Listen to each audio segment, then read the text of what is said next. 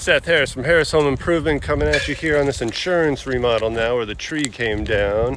And so let me show you what's going on.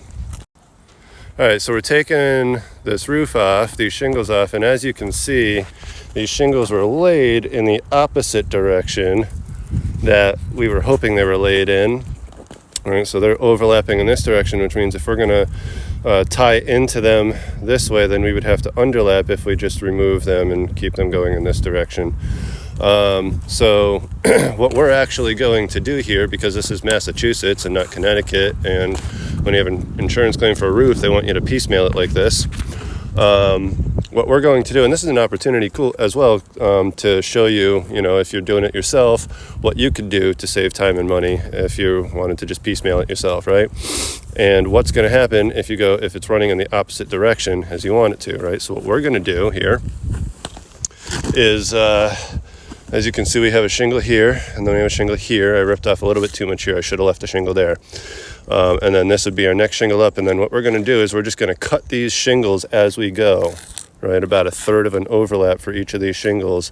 Remove, cut, remove, cut, remove, cut. And we're going to staircase them in the other direction for us.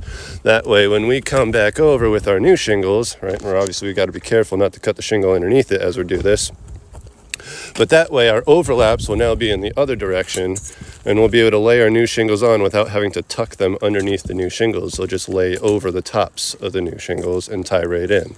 And then a ridge cap will hide it all, going in the same direction as it originally was. Okay, so as you can see, we have cut the shingles, right, and tapered them all the way up.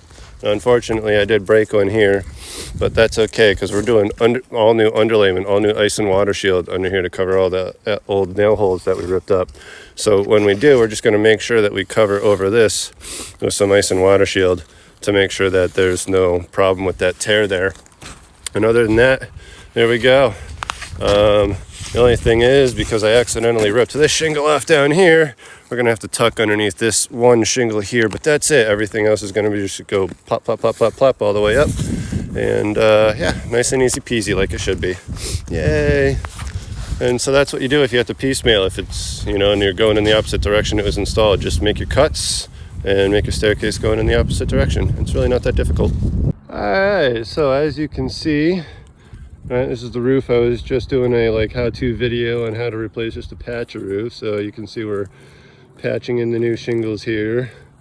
As you can see, the new shingles don't perfectly match the existing shingles because they're newer.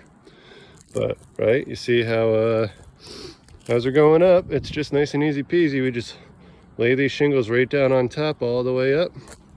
See this nice and water shield's covering the last one, so it's actually double protected now. This patch is, basically technically stronger than it would have been originally, but either way, it's the same thing as it was doing before, but whatever. Anyways, would have been really nice to have done this entire roof, but there you go. Now you know how to do a patch if you ever have to do a patch.